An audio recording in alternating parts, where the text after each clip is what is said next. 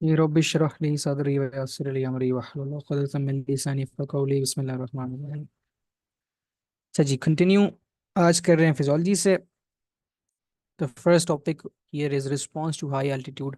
High altitude पे respiratory response क्या होता है? तो कुछ एक्यूट चेंजेस आते हैं बॉडी के अंदर और कुछ क्रॉनिक चेंजेस आते हैं when you go at higher altitude. तो जो ओवरऑल एयर प्रेशर है वो कम हो जाता है, ठीक है, एंड ऑक्सीजन की जो concentration in the air is less in high at higher altitudes. तो बॉडी को इनफ ऑक्सीजन नहीं मिलती, तो in order to compensate naturally body क्या करती है, हाइपर वेंटिलेट करती है ज्यादा ऑक्सीजन लेने के लिए। तो एक तो ये चेंज करती है बॉडी। ये फर्स्ट एडेप्टेशन होगी, फर्स्ट चेंज एक्यूटली अगर आप। और ऐसा भी हो सकता है अगर आप थोड़े से टाइम में बहुत ज्यादा असेंड कर जाएं तो आपकी बॉडी इतनी ज्यादा हाइपरवेंटिलेट करेगी तो it will lose all of its carbon dioxide. तो the body will go into respiratory alkalosis, ठीक है। तो इसको कहते हैं altitude sickness. And remember that we use carbonic anhydrase inhibitors for the treatment of altitude sickness. We discussed that in detail in the renal section. तो हम उसमें carbonic anhydrase inhibitors एस्ट्राजोलोमाइड वगैरह यूज करते हैं। तो ये तो हो गया एक्यूट चेंज। उसके अलावा और भी चेंजेस आते हैं बॉडी के अंदर। बॉडी अपने आरबीसी काउंट बढ़ा देती है ताकि वो ज्यादा से ज्यादा ऑक्सीजन को कैच कर सके, उसकी ऑक्सीजन कैरिंग कैपेसिटी बढ़ा दे ब्लड की। तो एरिथ्रोपोइटिन ज्यादा बनना शुरू हो जाता है बॉडी के अंदर तक। तो पेशेंट में डेवलप पॉलीसाइथीमिया, ये हो सकता है उसके अंदर। तीसरी एडेप्टेशन बॉडी ये कर सकती है कि इट में increase its levels of 2,3 bisphosphoglycerate. हमने कल पढ़ा था 2,3 bisphosphoglycerate. It shifts the oxy haemoglobin oxygen dissociation curve to the right. तो उससे हीमोग्लोबिन जल्दी ऑक्सीजन डिसोसिएट करेगी। तो 2,3 बिसफॉस्फोग्लिसरेट के लेवल्स बढ़ जाते हैं ब्लड के अंदर। And there are also some renal adaptations. तो नाउ लेट्स सी के फर्स्ट एड पे क्या लिखा हुआ है इसके बारे में।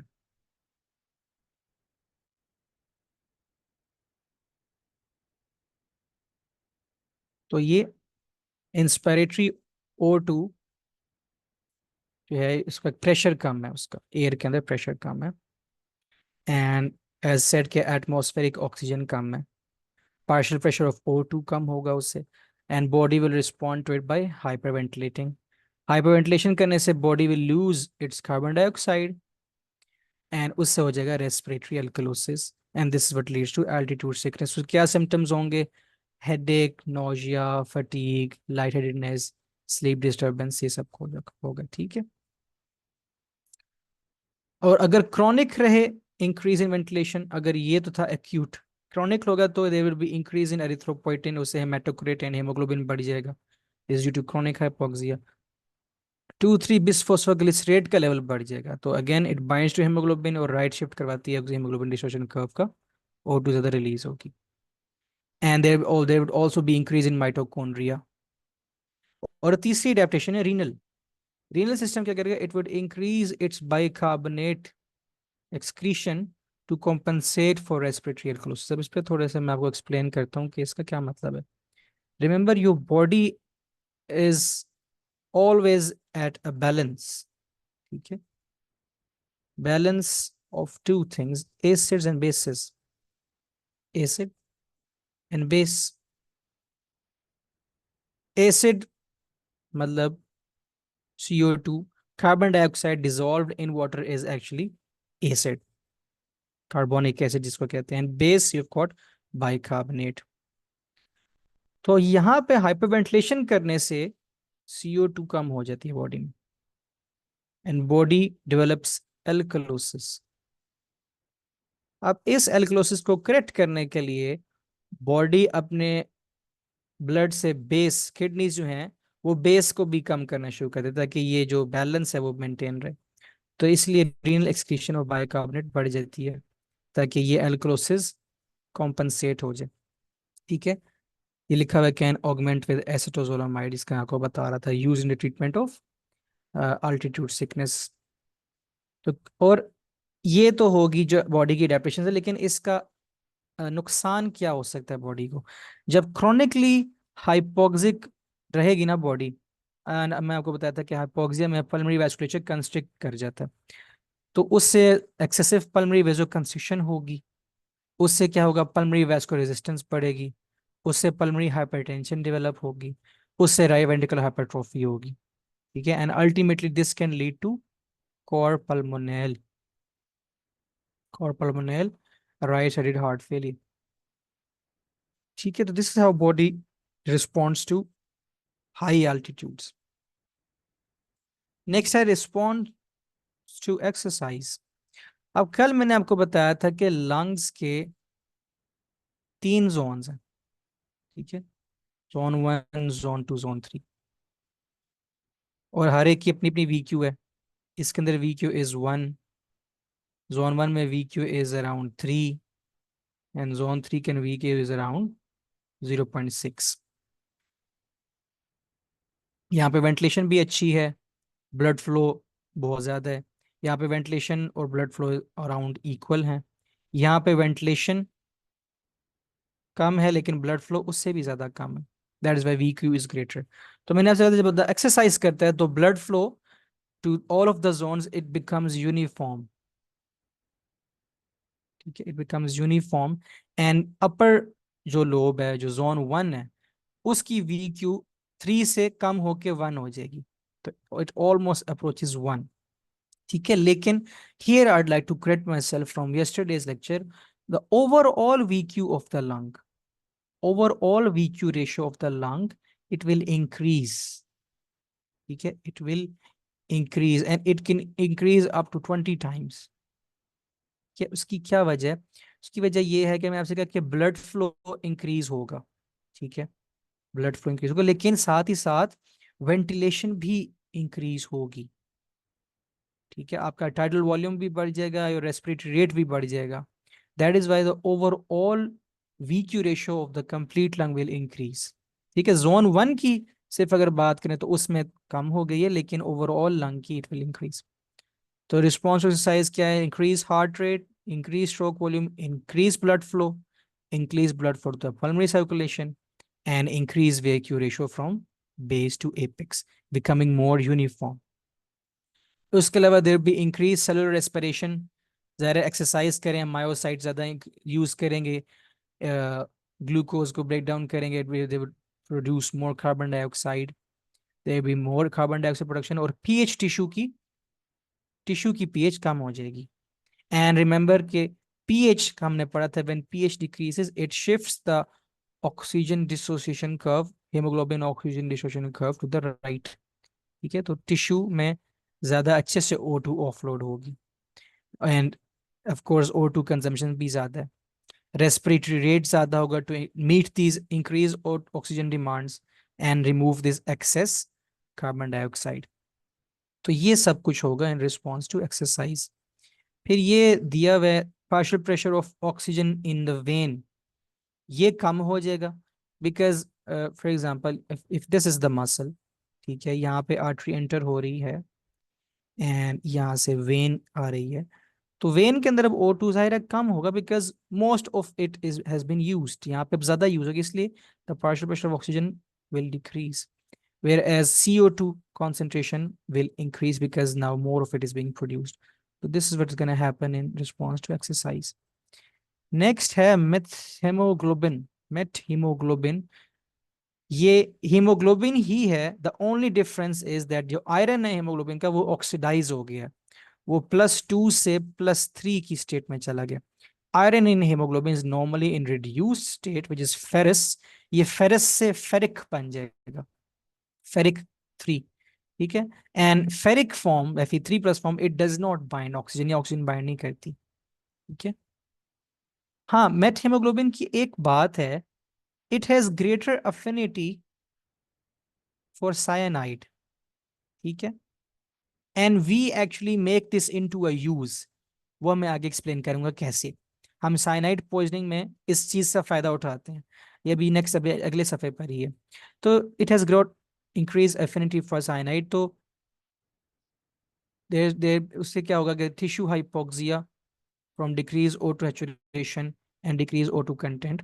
तो जब आपके हीमोग्लोबिन नहीं कर पाएगा ऑक्सीजन को बाइंड, क्योंकि Fe3+ है, तो tissue will go into hypoxia, because saturate ही नहीं हो रहा ना हीमोग्लोबिन। हीमोग्लोबिन तो आपके पास है, वो पानी की बोतल तो आपके पास है, but you can not fill it, you can not bind oxygen to it.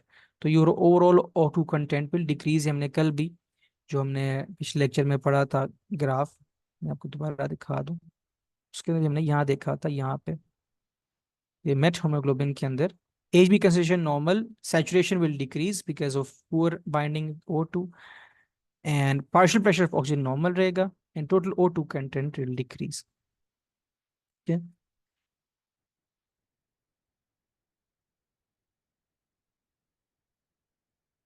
So continuing from here, तो दिस ऐसी एफी फॉर्म को कहते हैं मेट हीमोग्लोबिनीमिया, दिस मेट हीमोग्लोबिनीमिया।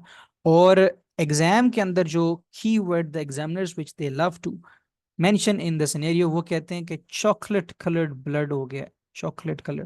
तो जहां भी चॉकलेट कलर्ड ब्लड नजर आ जाए, remember it is meth haemoglobinaemia. ठीक है, meth haemoglobinaemia, and this cyanosis will not improve with supplemental O2। कुछ ड्रग्स हैं which cause meth haemoglobinaemia, dapsone, benzocaine, nitrites. Nitrites का खास तौर पे लेवल रखें, क्योंकि ये हम आगे भी डिस्कस करेंगे कि नाइट्राइट्स क्या करती हैं। तो they oxidise the iron Fe2 to Fe3। How do we treat methaemoglobinaemia? Methylene blue and vitamin C, ये दोनों, methylene blue, vitamin C, what they do, they they will reduce the Fe3 to Fe2। तो this is how they treat methemoglobinemia. Next एक contrast दिया हुआ है between cyanide versus carbon monoxide poisoning. ठीक है, both of these inhibit aerobic metabolism, और दोनों ही complex 4 of electron transport chain को इनहिबिट करती हैं। ठीक है, साइटोक्रोम C वगैरह, and this what they lead to hypoxia, and it is not fully corrected by supplemental O2। अब लेकिन इनके बीच में भी कुछ कंट्रास्ट हैं, देयर आर फ्यू डिफरेंसेस। पहले तो आपको सिनेरियो पता हो कि दोनों कैसे प्रेजेंट करेंगे। साइनाइड, कार्बन मोनोऑक्साइड के जो पेशेंट होंगे, वजह क्या होगी? Motor exhaust, Burns, fire victims, gas heaters. अक्सर ये आपको सर्दियों में ये खबर आती है कि गैस ऑन छोड़े रखने से रात को पेशेंट्स की डेथ होगी, ऐसे हो सकता है। या फिर क्लोज एनवायरनमेंट के अंदर, क्लोज कंपार्टमेंट में कार्बन डाइऑक्साइड जब एक्यूमुलेट हो तो it's converted into carbon monoxide, that can also cause slow death, और पेशेंट को पता भी नहीं लगता। Cyanide on the other hand, इसके भी पेशेंट बर्न्स वाले आ सकते हैं, फायर विक्टिम्स। ठीक है, इसमें भी फायर विक्टिम्स केवल मोस्टली आपको ये मिल सकता है सुसाइड अटेम्प्ट्स में। ठीक है, साइनाइड इंजेक्शन कर लिया किसी ने। ठीक है, बर्न्स में मैं इसलिए कह रहा हूँ फायर विक्टिम्स में, बिकॉज सम कुछ चीजें जब जलती हैं दे में प्रोड्यूस साइनाइड। ठीक है, सिंथेटिक प्रोडक्ट कंबशन से साइनाइड बनती है।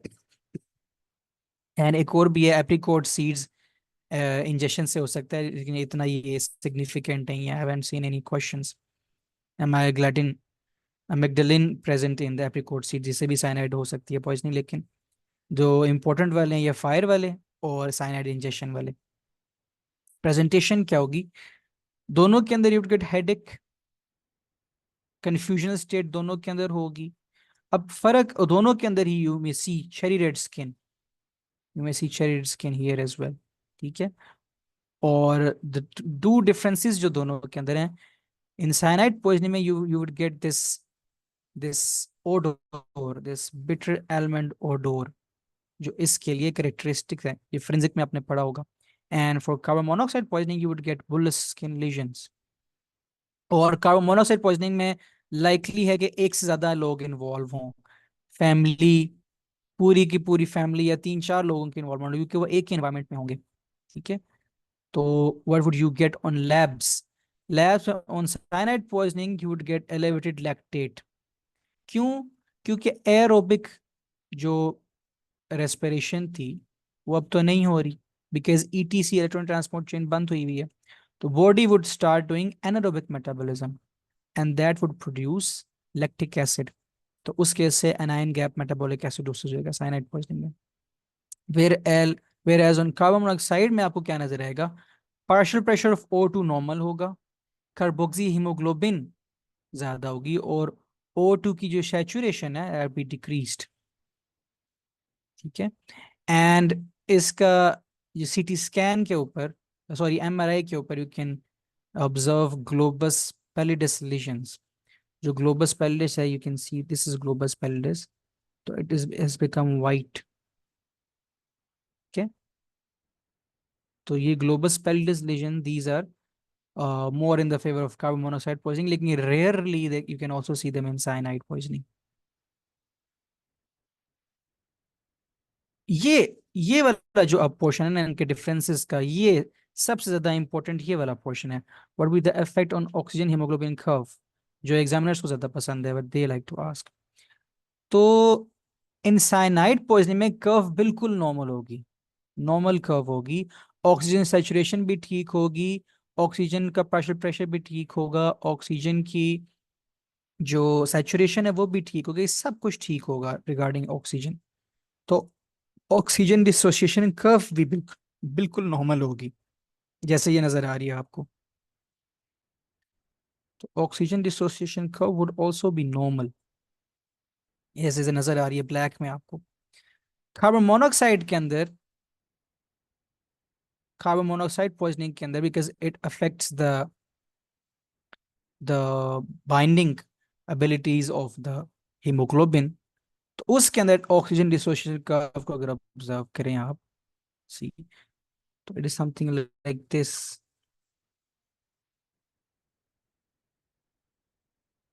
This is on the Y axis got O2 bound to haemoglobin. तो आप देख सकते हैं कि पूरी तरह बाउंड नहीं हो रहा, 100% सैचुरेशन नहीं हो रही, बिकॉज क्योंकि O2 की जगह कार्बन डाइऑक्साइड ने ली, कार्बन मोनोऑक्साइड ने ली हुई है, and it does not leave its place. ठीक है। एंड जैसे लिखा हुआ है कि binds competitively with haemoglobin, 200 times ज्यादा इसकी एफिनिटी होती है than O2, and that's how it forms carboxyhemoglobin, तो O2 saturation would be decreased। ठीक है। साइनाइड में सब कुछ नॉर्मल मिलेगा आपको, इसके अंदर O2 saturation कम होगी, O2 कंटेंट कम होगा। Now how would you treat it? Carbon monoxide में सिंपल 100% ऑक्सीजन दें। ठीक है। And hyperbaric oxygen if severe, hyperbaric मतलब हाई प्रेशर। ठीक है, हाई प्रेशर। अब मैं आपको पीछे बता रहा था मेट हीमोग्लोबिन के बारे में। Met haemoglobin, it has got great affinity for cyanide. तो हम साइनाइड पॉइजनिंग में इसका फायदा कैसे उठाते हैं? How you treat? सबसे पहले तो आप डीकंटेमिनेशन करें ना, उसके कपड़े वगैरह उतारें, कोई भी साइनाइड का सोर्स है उसे उसको रिमूव करें। ठीक है। Then you can give hydroxocobalamin. Hydroxocobalamin की एफिनिटी है साइनाइड के लिए, तो वो hydroxocobalamin when binds with cyanide it forms cyanocobalamine, and this can be excreted. एक तो ये हो गया treatment. The other thing you can do is, अभी ही हमने पढ़ा है कि the drugs which cause methaemoglobinaemia, उनमें एक ड्रग नाइट्राइट भी थी, नाइट्राइट। ठीक है। तो हम इस पेशेंट को नाइट्राइट देंगे, सोडियम नाइट्राइट, जैसे इसने लिखा हुआ है इधर। We give him nitrites. Nitrites क्या करेगी? हीमोग्लोबिन को ऑक्सीडाइज करके मेथ हीमोग्लोबिन बनाएगी। अब मेथ हीमोग्लोबिन की साइनाइड के लिए एफिनिटी ज्यादा है, तो meth haemoglobin with bind cyanide to form cyano methaemoglobin. ठीक है। अब सियानो मेथीमोग्लोबिन को भी ठिकाने लगाने, तो we will give sodium thiosulphate. Sodium thiosulphate क्या करेगा? इसमें से साइनाइड को रिमूव करके would produce thiocyanide, and thiocyanide would be then excreted. ठीक है। तो this is how we use the property of methaemoglobin in the treatment of cyanide poisoning. So this winds up our physiology section. Now starting with pathology, pathology में सबसे पहले started with rhinosinusitis. Rhino means nose and sinuses, जो आपके paranasal sinuses हैं, you can appreciate this is the orbit. ठीक है, this is your nasal cavity. And ये जो आपको ट्रायंगुलर नजर आ रहा है space, this is maxillary sinus. ठीक है, और ये देख सकते हैं यहाँ पर ये ब्लैक है, and here it is grey, it means it is congested, it is filled with fluid. ठीक है, तो राइनोसाइनोसाइटिस में क्या होता है? It is inflammation of the mucosal lining of your nose, your nasal cavity and your sinuses. और ऐसा क्यों हो सकता है? It be due to obstruction. अगर साइनसेस की ऑब्स्ट्रक्शन, आपको पता है ना, जो आपके साइनसेस हैं, मैक्सिलरी साइनस हैं, एथमोइडल साइनस हैं, फ्रंटल साइनस है, they all empty into your nasal cavity. ठीक है, नेजल मियोटिस के अंदर ये एम्प्टी होते हैं। तो if they are blocked, if these meatuses are blocked, if these openings are blocked, तो वहाँ पे जो म्यूकस है उसकी क्लॉगिंग शुरू हो जाएगी। And when ever there is, ये जनरल प्रिंसिपल है बॉडी में, कहीं भी इफ स्टेसिस हो, that will cause infection, that will invite bacteria. तो वहाँ पे फिर इन्फेक्शन प्रोड्यूस हो जाएगा, वहाँ पे फिर इन्फ्लेमेशन शुरू हो जाएगी। This is the simple pathophysiology of rhinosinusitis. तो मैं अब आपको एग्जाम के अंदर they examiners they like to give you pictures, ये स्कैन्स की पिक्चर्स देते हैं आपको, and you should be able to recognise them. तो let me share with you few.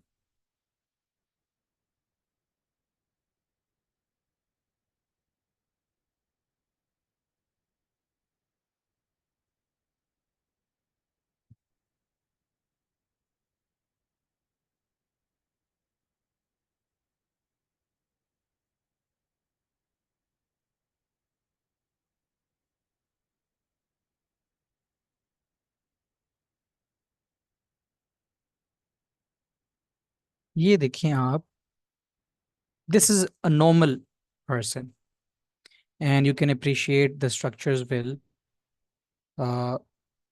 ये उसके ऑर्बिट्स हैं दोनों।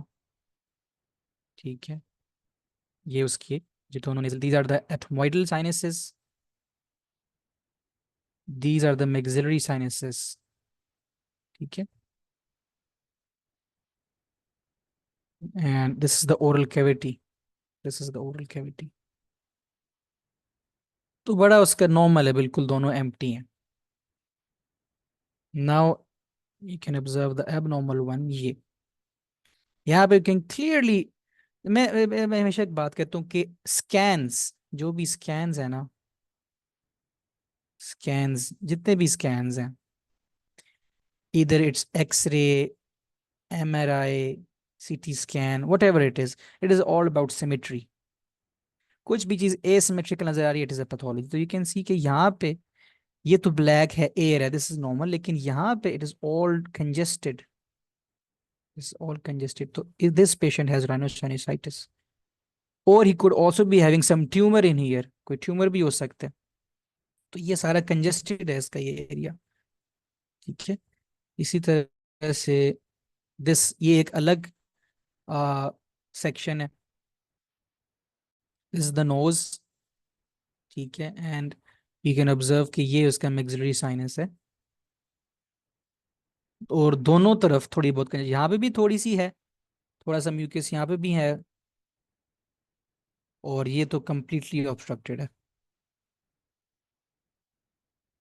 ठीक है, तो ये आपको स्कैन्स, अगर आप सिमेट्री देख लें, नहीं एसिमेट्रिकल है, तो it's clearly a pathology.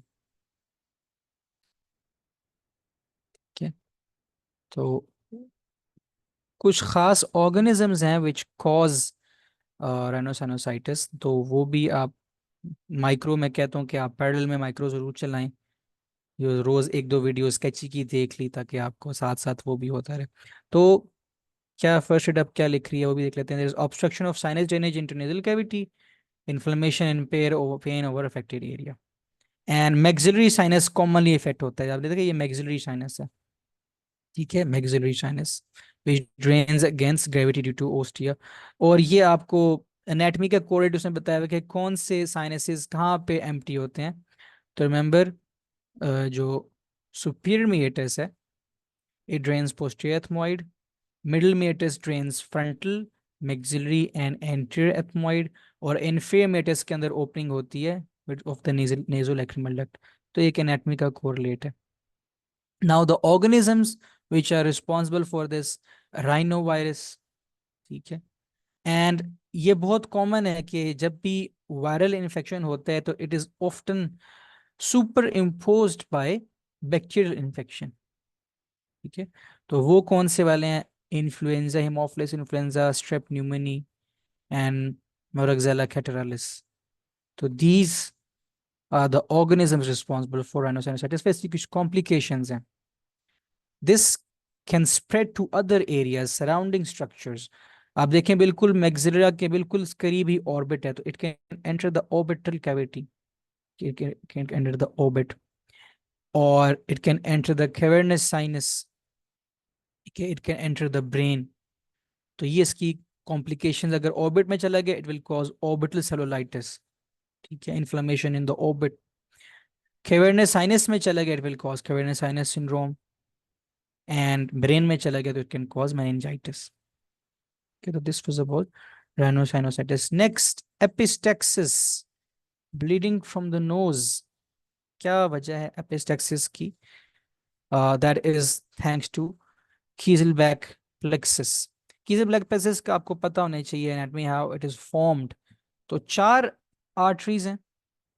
Anterior ethmoid here, posterior ethmoid, sphenopalatine artery and superior labial artery. So these form uh, the Kieselbeck plexus. Labial artery, anterior posterior ethmoid, greater palatine and sphenopalatine artery. तो यहाँ पे अक्सर haemorrhage वगैरह हो जाता है. Causes क्या हैं? फॉरेन बॉडी, कोई ट्रॉमा, एलर्जिक राइनाइटिस, ठीक है, and nasal angiofibromas. Nasal angiofibromas, these are actually tumours. Angiofibroma is tumour of vessel. ठीक है, एंड इस ट्यूमर की खास बात यह कि it bleeds a lot. Angiofibromas bleed a lot and they are especially in males. Female में नहीं मिलेंगे आपको. You will find these in males because these are testosterone driven. Testosterone driven. ठीक है, तो नेजल एंजियोफाइब्रोमास. तो this was about the Kiesselbach plexus. फिर कुछ हेड एंड नेक एरियाज के कैंसर्स भी हैं. ये जो हेड एंड नेक कैंसर्स है ना, इसमें कुछ वायरसेस ज्यादा इन्वॉल्व हैं, जैसे कि ह्यूमन पेपिलोमा वायरस, ठीक है, Epstein Barr virus. These cause is a human papilloma virus causes, वो भी उसका 16 जो वाला जो स्ट्रेन है, oropharyngeal cancer. Epstein Barr virus causes nasopharyngeal cancer. ये जो स्केची की वीडियो है ना इनकी, उसने बहुत अच्छे से एक्सप्लेन किया हुआ है इनको, और ये बहुत इंपॉर्टेंट भी है इन टर्म्स ऑफ माइक्रोबायोलॉजी. ठीक है, तो हेड एंड नेक कैंसर में squamous cell carcinoma most common. And risk factors again smoking, जो स्मोकिंग करते हैं, जो टोबैको, ठीक है, अगेन जैसे मेंशन हुआ है यहाँ पे अल्कोहल, बाकी पान वगैरह जो रखते हैं मुंह के अंदर, तो these people are at great risk of squamous cell carcinoma. ठीक है, तो and the other the infectious organisms which are responsible वो हैं human papilloma virus and Epstein Barr virus. ठीक है, तो how the patient is gonna present. Patient आपके पास आएगा नेजल ऑब्स्ट्रक्शन के साथ. नेजल ऑब्स्ट्रक्शन, ठीक है, the cancer the tumour will spread and block one of the nasal cavities. ठीक है, तो unilateral nasal obstruction, discharge, epistaxis. ठीक है, तो ये उसकी होंगी presentation. And if the the structure, the tumor is also blocking the eustachian tube. आपको पता है ना, eustachian tube is actually if this is your ear, so it's a connection between your middle ear, the middle ear and the pharynx. तो ये eustachian tube को भी अगर block कर दे तो this will lead to otitis media. Otitis media means inflammation of the middle ear cavity, ठीक है। तो उसमें क्या होगा, एक्यूमुलेशन ऑफ फ्लूइड शुरू हो जाएगी विच इज कॉल्ड इफ्यूजन। तो ये पेन इन द ईयर के साथ भी प्रेजेंट कर सकते हैं, nasal obstruction with pain in ear and hearing loss, तो ये मिक्स प्रेजेंटेशन इसकी हो सकती है। Then there is a condition called laryngeal papillomatosis. Laryngeal means in the larynx and papillomatosis means formation of multiple papillomas. तो मैं आपके साथ इसकी पिक्चर शेयर करता हूँ।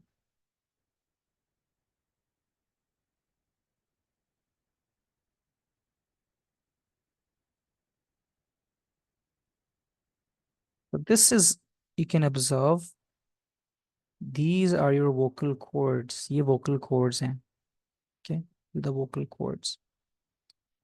And इसके ऊपर आप देखें कि there are papillomas, these nodular structures. तो ये बच्चों में होता है laryngeal papilloma. Okay, this occurs in children.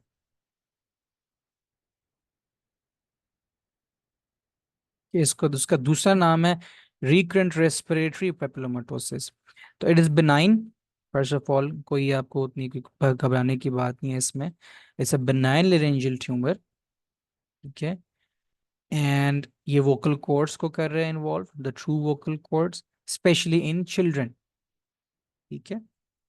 And cause क्या है, cause is transmission of human papilloma virus from mother to baby during labour. It is associated with human papilloma virus 6 and 11 strain. तो ये strains का again मैंने आपको बताया कि sketchy ने बहुत अच्छा एक्सप्लेन किया हुआ है स्ट्रेन्स का। 16 strain causing oropharyngeal cancer, human papilloma virus 6 and 11 are causing laryngeal papillomatitis in children, और ये बच्चों में ही होगा आपको, ठीक है। तो क्या symptoms would be simple, dysphagia, ठीक है, and they leading to hoarseness. तो ये वाली इसकी होंगी, पिक्चर ये वाली होगी ऐसी। अगला टॉपिक बहुत इंपॉर्टेंट टॉपिक है, very high yield topic, very important topic, deep venous thrombosis. For example this is a leg and आपको पता है कि उसके सारा blood return is gonna be through the veins. Now for some reason अगर यहाँ पे क्लॉट बन जाए तो there won't be any venous return, तो this will cause swelling of the limb, ठीक है, swelling of that limb. So this is what occurs in deep venous thrombosis. Blood clot within a deep vein leading to swelling, redness, warmth, pain. ठीक है। तो what are the predisposing factors?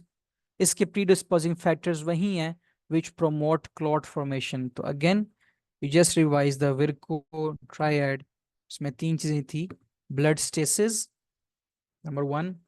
अब blood stasis कैसे हो सकता है, blood stasis हो सकता है जब किसी पेशेंट को वेरिकोज वेन हो, specially in the old population, या ऐसे जो लोग जिनका ऑक्यूपेशन ऐसा जो खड़े रहते हैं ज्यादा देर तक, ठीक है, जैसे ये ट्रैफिक पुलिस वाले होते हैं, गार्ड्स वगैरह होते हैं।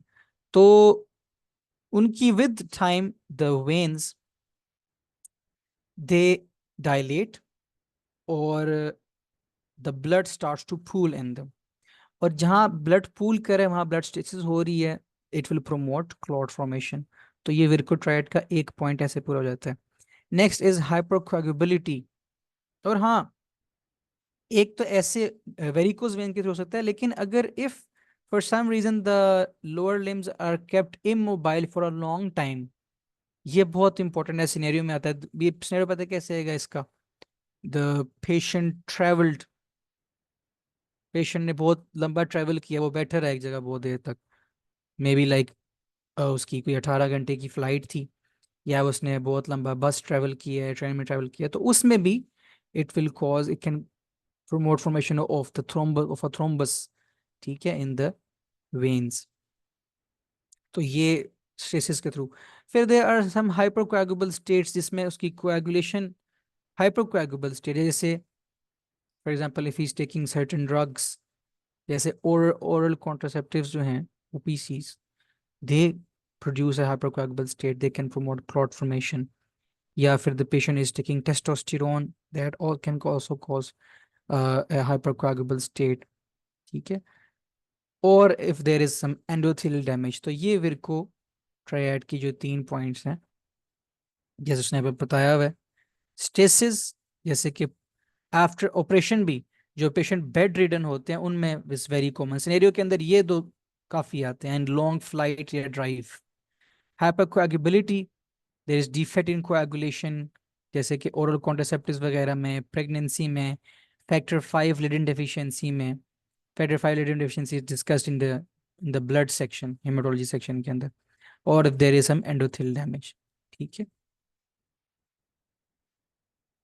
तो यहाँ पे क्या होगा, जो आपकी लोअर एक्सट्रीमिटीज की डीप वेन्स हैं, इलियक है, फेमरल है, पोप्लिटियल है, तो if a thrombus is formed, it can embolise as well.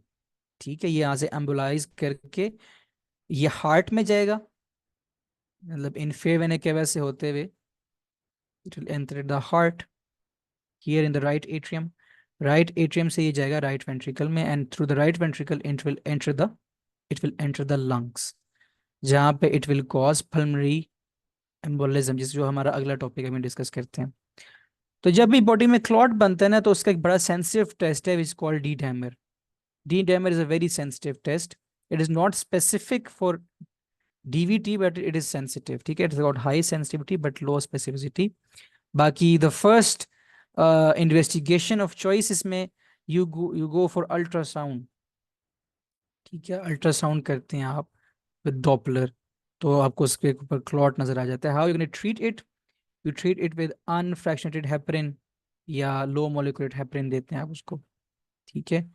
And उसको प्रोफिलैक्सिस के लिए क्या कहते हैं कि दोबारा ना हो, you recommend the patient to wear stockings. ठीक है, वो टाइट सॉक्स पहनते हैं ताकि उसकी स्टेसिस ना हो उधर वेन्स के अंदर। ठीक है। And you put the patient on anticoagulants. और अगर if the anticoagulants are contraindicated, आप उसको एंटीकोआगुलेंट्स नहीं दे सकते, then you go for inferior vena cava filter. तो इन्फेयर वेना केवा फिल्टर में आपको एक उसकी तस्वीर दिखाता हूँ कि what is in inferior vena cava filter.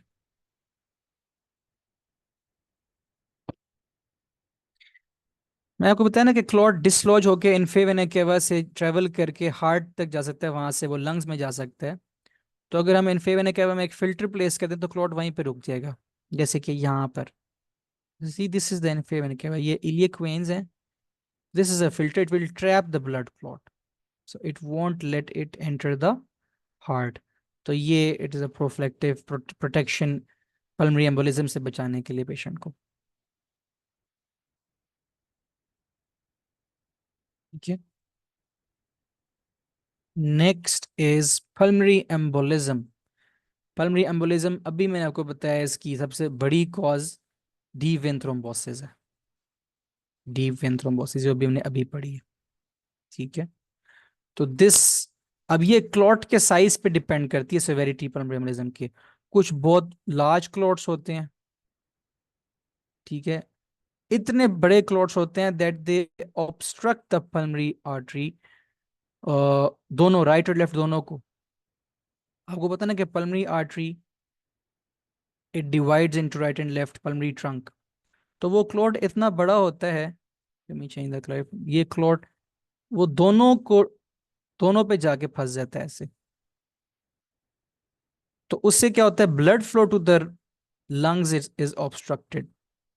Lungs में ब्लड नहीं जाएगा तो लेफ्ट एट्रियम में ब्लड नहीं आएगा, लेफ्ट एट्रियम में नहीं जाएगा तो लेफ्ट वेंट्रिकल में नहीं जाएगा। तो this this will cause obstructive shock. Obstructive shock.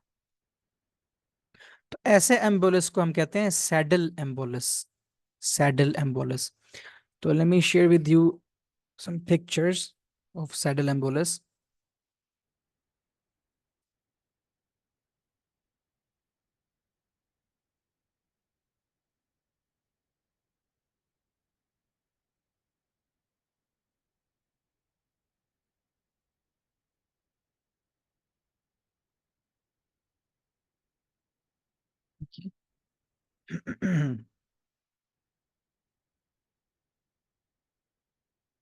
ये देखें, this is a CT scan, और ये देख सकते हैं this is the pulmonary artery, ये ऐसे जा रही है, इस द पल्मोनरी आर्टरी। और ये जो ग्रेइश सा मटेरियल आपको नजर आ रहा है, this is a saddle embolus. ठीक है, it is blocking both right and left pulmonary arteries. इसी तरह से ये है, this is another saddle embolus. इसका कुछ हिस्सा ये यहाँ पे ऑब्स्ट्रक्ट हुआ, ये यहाँ पे, और यहाँ से कुछ यहाँ पे। तो again this is another example of saddle embolus. फिर in in pulmonary embolism you get some specific ECG changes. आपको एग्जाम में रिकग्नाइज करने की शायद ना जरूरत पड़े, लेकिन you should be knowing this pattern. इसको हम कहते हैं, let me change the colour, इसको हम कहते हैं, we call this S1Q3T3 pattern. Means S1 के लीड वन के अंदर you would get S1, negative deflection S1, and in lead 3 you would get Q wave and inverted T wave. तो इसको हम कहते हैं S1Q3T3 pattern. This is what you get in pulmonary embolism. ठीक है, इसको हम कहते हैं S1Q3T3 पैटर्न। तो पेशेंट प्रेजेंट कैसे करता है, ये इस पे बात करते हैं कि आपके पास पेशेंट पल्मोनरी एम्बोलिज्म का कैसे। फर्स्ट ऑफ ऑल, 90% या सही 99% केस में उसकी हिस्ट्री होगी डीवीटी की। पेशेंट बताएगा जी अभी उसने ट्रैवल किया, वो ये एक दो दिन हुए हैं, या फिर वो बताएगा कि वो बेड रिडन था, ये हिस्ट्री में आपको मिलेगी। और वो सब बताएगा कि, या फिर हो सकता है ये ना बताए आपको कि वो ट्रैवल हिस्ट्री थी या बेड, वो शायद ये बताए आपको कि उसकी यूनिलेटरल स्वेलिंग थी लिम्ब के अंदर, उसका एक जो पैर था वो स्वेलिंग हुई हुई थी उसकी, और वो बिल्कुल स्वॉलन था, वार्म था, और पेनफुल था, पेनफुल स्वेलिंग थी उसकी। ये हिस्ट्री में आपको ये मिलेगी, ये सिनेरियो में एक्चुअली उन्होंने बताई होती हैं बातें। फिर कहते कि अचानक से ही फेल्ट चेस्ट पेन उसको शुरू होगी, and he felt out of breath, shortness of breath शुरू होगी उसको। ठीक है, एग्जामिनेशन में बताएंगे कि उसकी चेस्ट सुनी, the chest was clear on auscultation, क्योंकि एयरवेज तो ठीक है उसके, एयरवेज पे कुछ नहीं होगा उसको, और हाइपरवेंटिलेट कर रहा होगा वो।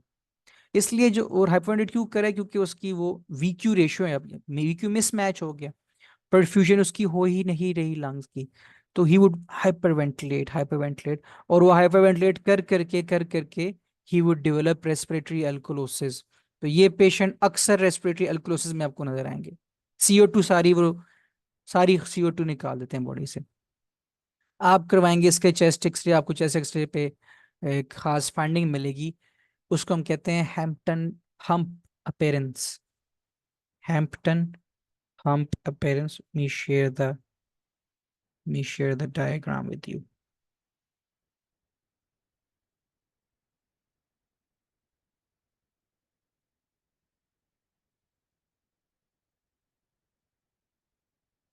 Just a minute.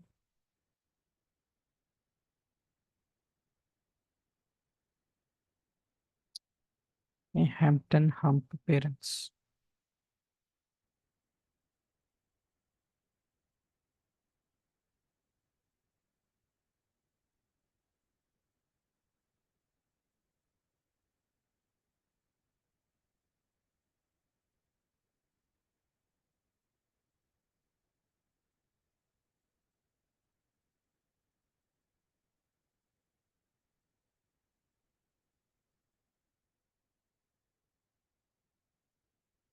वो कहाँ गया जी, ये रहा।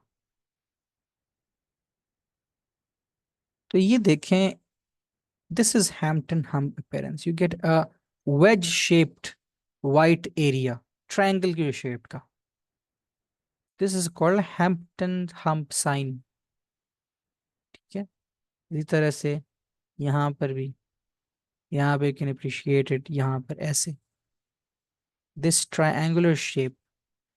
तो this is what you get in pulmonary embolism।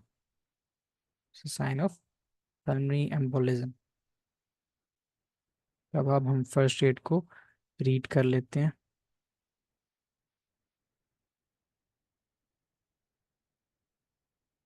So obstruction of pulmonary artery or its branches by foreign material, usually thrombus, okay, that originally originated elsewhere.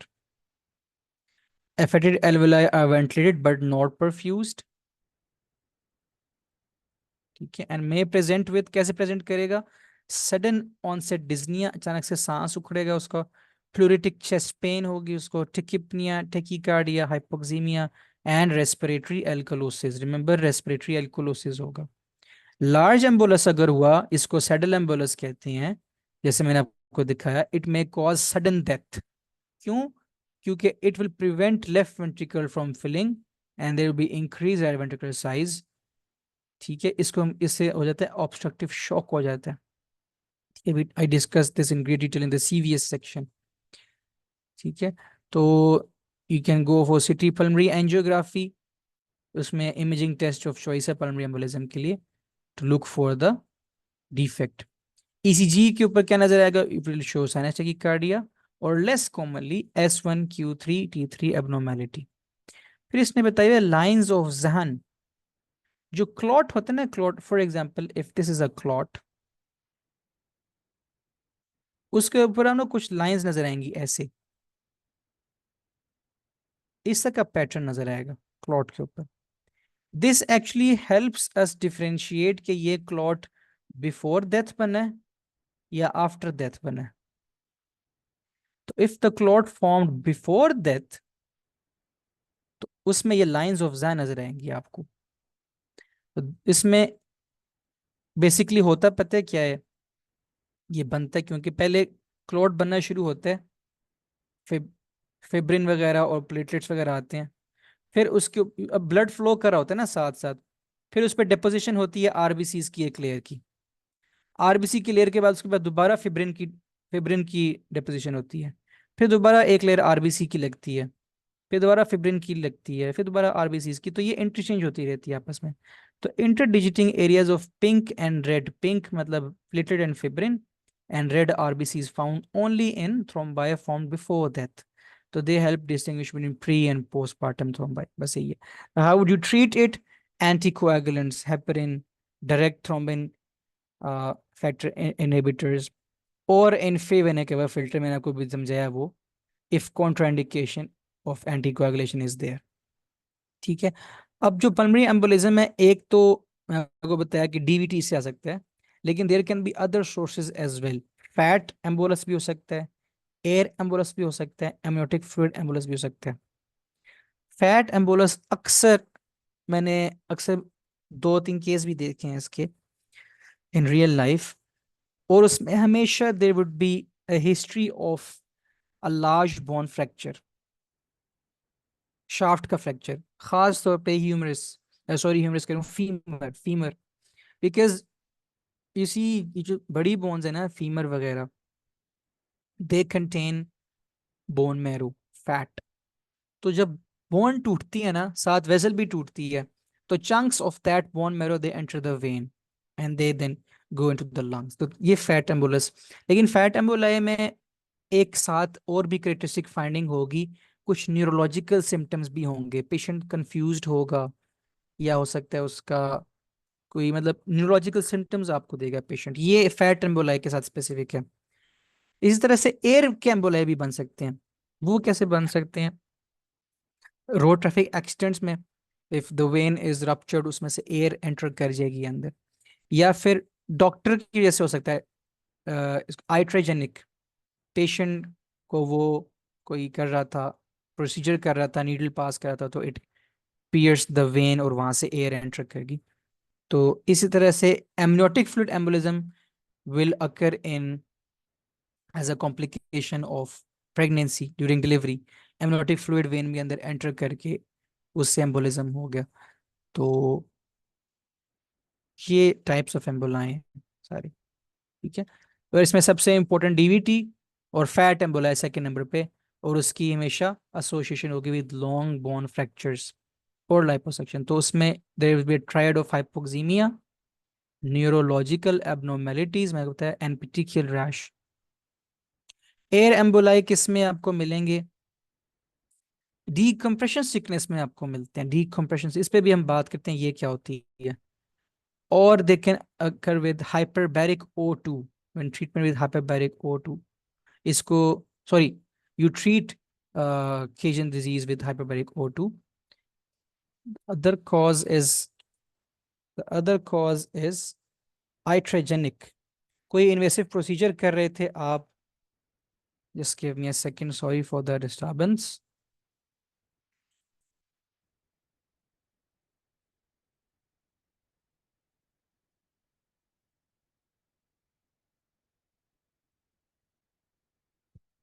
अच्छा, देन ये बता, सेंट्रल लाइन प्लेसमेंट आप कर रहे थे। सेंट्रल लाइन प्लेसमेंट बताता हूँ, central line placement क्या होती है और डीकम्प्रेशन सिकनेस क्या होती है। डीकम्प्रेशन सिकनेस अपने गाइडर में पड़ी होगी। ये होती है डाइवर्स के अंदर, जो डीप सी डाइविंग करते हैं ना लोग, तो वो जब डीप सी में जाते हैं तो the pressure in the surrounding it increases. ठीक है।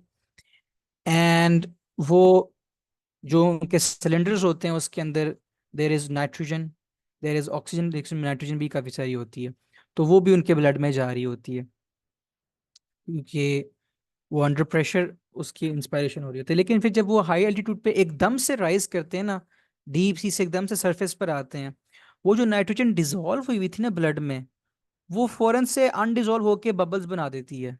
तो this is what occurs in तो this is what occurs in air emboli. ठीक है। तो ये कीजन डिजीज के अंदर होता है। तो उसका तरीकाकार ये होता है कि आप आस्ता आस्ता असेंड करते हैं टू द सरफेस।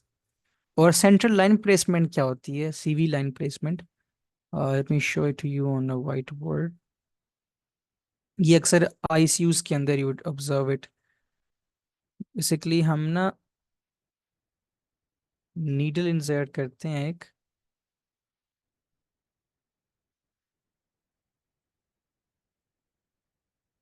ये जो है ना आपकी ब्रेकियोस्फेलिक ट्रंक, इसी तरह से होती है ना, like this, and this is how your superior vena cava is formed in right atrium and inferior vena cava, and this is your heart. It's your heart. तो हम यहाँ से ना इंसर्ट करते हैं नीडल एक, फ्रॉम हियर। ठीक है। बेसिकली हम ये करते क्यों हैं, ताकि हमें राइट एट्रियम का प्रेशर मेजर कर सकें। तो this is called central Venus line, CV line. तो इस दौरान air can enter the venous system, तो उससे भी एयर एम्बुलेंस हो सकता है। ठीक है।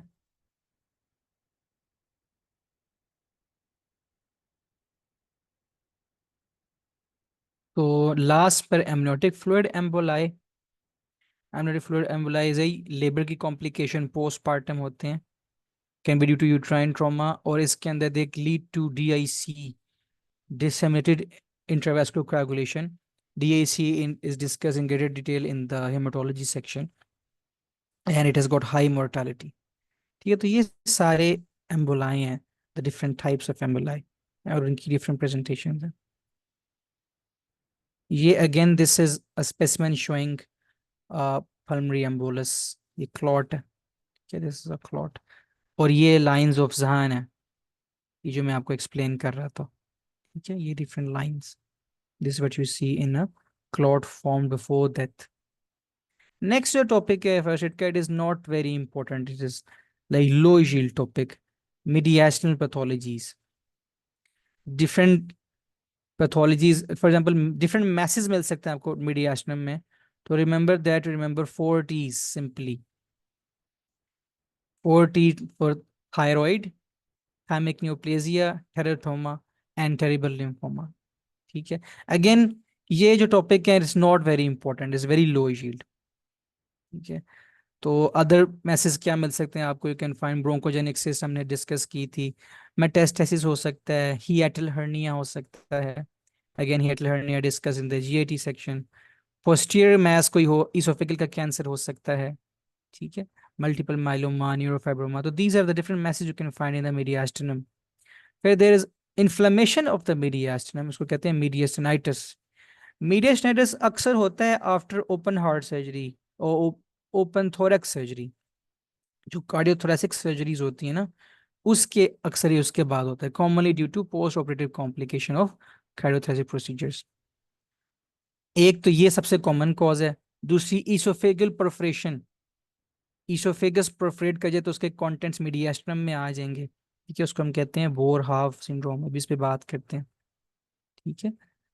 तो दिस इज व्हाट्स गोना अकर इन मीडियास्टिनाइटिस में चेस्ट पेन होगी पेशेंट को, और अगर ये क्रोनिकली रहे, if it remains chronic that it will cause fibrosis, उसको हम कहते हैं fibrosis mediastinitis. Again very low yield, मैंने इसके कोई सवाल नहीं देखे पूरे क्वेश्चन बैंक के अंदर। एंड ऑर्गेनिज्म यहाँ पे जो कॉमन है हिस्टोप्लाज्मा कैप्सुलेटम। फीचर्स फीवर होगा, tachycardia, leucocytosis, chest pain, and may be external wound drainage, sternum से शायद उसका वूंड ड्रेन करा हो। अगेन मैंने इसका कोई सवाल नहीं देखा क्वेश्चन बैंक्स के अंदर। न्यूमो मीडियास्टिनम कुछ हद तक इंपॉर्टेंट है। Numa means air, air in the mediastinum, ठीक है। अब एयर दो तरह से आ सकती है। It could be due to rupture of a pulmonary bleb. अब पल्मोनरी ब्लेब क्या होता है, तो let me show you what is a pulmonary ब्लेब।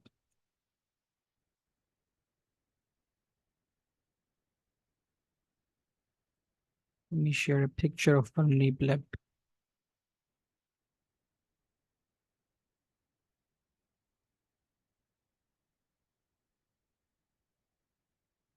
Lungs के सरफेस के ऊपर ना बबल्स बन जाते हैं, बुल्ली बन जाते हैं, which are very prone to rupture.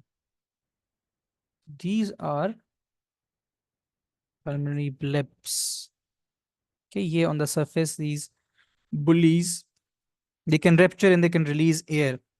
जैसे ये रप्चर है, ये देखें फौरन से यहाँ पे एयर इकट्ठी होगी, न्यूमोथोरेक्स हो गया इसको। तो दिस कैन ऑल्सो कॉज न्यूमोमीडियास्टिनम। तो एक तो ये इसके जरिए मीडियास्टिनम में एयर आ सकती है। The other way through which the air can enter the mediastinum is oesophagus. तो वो होता है ईसोफेगस के ट्रोमा में, जिसे कहते हैं Boerhaave syndrome. Boerhaave syndrome में बेसिकली रप्चर हो जाती है ईसोफेगस, तो ईसोफेगस से air it enters the mediastinum, so that leads to pneumomediastinum। बाकी other causes of pneumomediastinum are trauma या iatrogenic, ठीक है।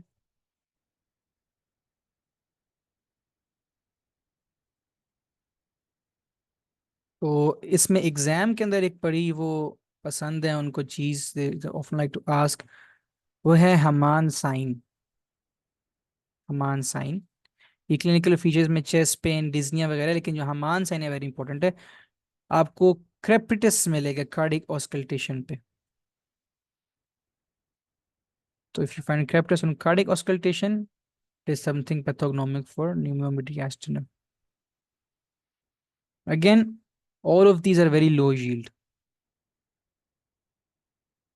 Next थोड़ा सा ओवरव्यू है of the obstructive and restrictive lung disease कि कैसे उनके अंदर वॉल्यूम्स चेंज होते हैं, ठीक है। तो पहले तो हम बात करते हैं नॉर्मल पर्सन के अंदर कि उसमें क्या होता है। पहले तो इस ग्राफ को थोड़ा सा समझते हैं ना। इस ग्राफ में यहाँ पे हो रही है इंस्पिरेशन, जैसे यहाँ लेबल हुआ है, यहाँ पे इंस्पिरेशन है, तो यहाँ expiration, and this is the flow, ठीक है, the flow of air. And ये हो गया वाई एक्सिस पर। एंड एक्स एक्सिस पे you have got the volume of the lung, जो लंग के अंदर वॉल्यूम। तो ये आप देखें यहां से शुरू हो रही है इंस्पायरेशन, पेशेंट इज इंस्पायरिंग, और ये जो वॉल्यूम है, मैंने ऐसे बताया था कि लंग्स के अंदर हमेशा जो वॉल्यूम रहता है, it is the residual volume, is the residual volume. तो patient is inspiring inspiring inspiring, और जब उसने फुली इंस्पायर कर लिया, अब उसके लंग्स में कितना वॉल्यूम है, that is the TLC, total lung capacity है उसकी। हमने बड़ी डिटेल में डिस्कस किया था उसको in the previous lectures. And ये उसकी वाइटल कैपेसिटी है। The maximum amount of air that he can inhale, और फिर उसने एक्सपायर किया। अब देखें एक्सपायरेशन पे उसकी जो ये कर्व है उसका शेप फर्क है। एक्सपायरेशन शुरू में देखें उसका रेट कितना ज्यादा है, कितनी स्टीप है वो, और फिर आस्ता आस्ता इट इज कमिंग डाउन। इस ये स्टीपनेस इसकी इज ड्यू टू द, क्योंकि लंग्स के ऊपर कंप्रेसिव फोर्स होती है ना, कंप्रेसिव फोर्स, तो that forces air out of the lungs, इसलिए इसका फॉर स्टीप इसका फ्लो रेट बहुत ज्यादा होता है। तो this is what is occurring in normal person. अब हम कंपेयर करते हैं कि ऑब्स्ट्रक्टिव लंग डिजीज में क्या हो रहा है और रिस्ट्रिक्टिव लंग डिजीज में क्या हो रहा है। देखिए ऑब्स्ट्रक्टिव, पहले पहले ऑब्स्ट्रक्टिव को यहाँ पे ऑब्जर्व करें, उसकी इंस्पायरेशन यहाँ से शुरू हो रही है, तो इट मीन्स कि उसका रेजिडुअल वॉल्यूम वो बढ़ गया है, जबकि यहाँ पे वो इतना सा था, यहाँ पे उसका रेजिडुअल वॉल्यूम बढ़ गया। तो यू कैन अप्रिशिएट कि residual volume is increased in obstructive lung disease. और अगर रिस्ट्रिक्टिव में देखें तो उसका रेजिडुअल वॉल्यूम उल्टा कम हो गया। ठीक है, पैथोलॉजी बड़ी सिंपल सी है। देखें ऑब्स्ट्रक्टिव में he can not expel air out of his lungs, क्योंकि आगे से ब्रोंकाई बंद है। रिस्ट्रिक्टिव में he can not accumulate air in his lungs, he can not fill his lungs, क्योंकि उसके रिस्ट्रिक्शन हुई हुई है, फाइब्रोसिस हुई हुई है लंग्स की। ठीक है, तो ये वॉल्यूम्स मैं इसलिए बता रहा हूँ because they are often asked. ये इसी तरह के टेबल्स होंगे, यू हैव टू रिकॉग्नाइज कि ये ऑब्स्ट्रक्टिव है या रिस्ट्रिक्टिव है, तो यू शुड बी नोइंग कौन से वॉल्यूम्स बढ़ रहे हैं, किस में कम हो रहे हैं। तो हमने पहला वॉल्यूम करिए कि रिस्ट्रिक्टिव के अंदर residual volume is decreasing and obstructive के अंदर इट इज इंक्रीजिंग। सेकेंड है फंक्शनल रेजिडुअल कैपेसिटी। मैंने आपको बताया था कि functional residual capacity is equal to expiratory reserve volume plus residual volume. तो इससे साबित है कि अगर रेजिडुअल वॉल्यूम बढ़ रहा है जैसे कि ऑब्स्ट्रक्टिव लंग डिजीज में, तो एफआरसी भी इंक्रीज होगी, और इसी तरह से रिस्ट्रिक्टिव में चूंकि रेजिडुअल वॉल्यूम कम हो रहा है तो फंक्शनल रेजिडुअल कैपेसिटी भी कम होगी। सिंपल। देन अगर हम देखें ये पेशेंट ने किया, ही इज इंस्पायरिंग, इंस्पायरिंग चलो कुछ हद तक नॉर्मल है, लेकिन अगेन अगर हम मेजर करें इसका जो टोटल लंग कैपेसिटी है यहाँ से लेके यहाँ तक, again it is increased, total lung capacity is increase. तो you can clearly observe on the graph total lung capacity is increase, जबकि यहाँ पर द टोटल लंग कैपेसिटी सिर्फ इतनी सी है, it has decreased.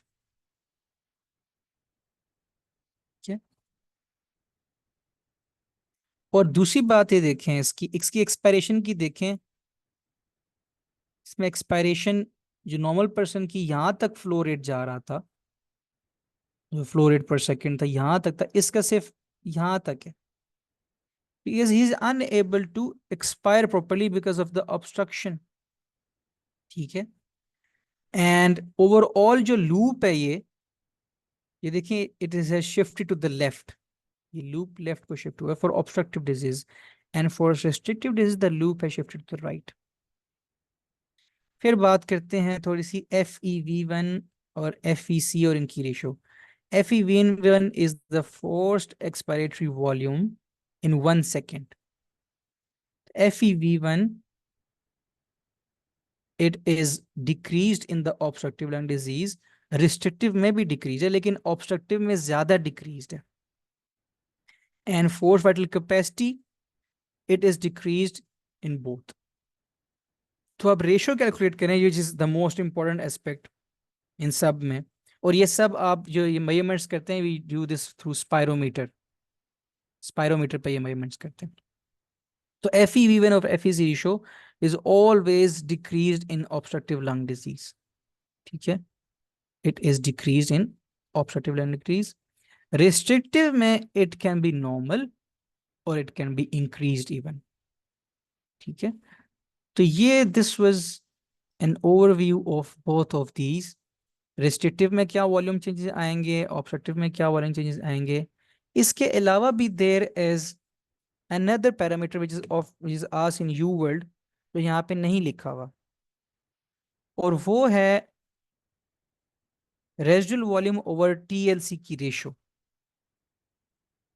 Residual volume over TLC ratio, the residual RV is the residual volume, TLC is the total lung capacity. तो this is actually increased in obstructive lung disease. तो ये आप लिख लें अपनी फर्स्ट शीट पे, this is actually increase, या इसको आप ऐसे भी लिख सकते हैं कि TLC over residual volume ratio decrease हुई हुई है। दोनों दोनों बातों का एक ही मतलब है, ठीक है।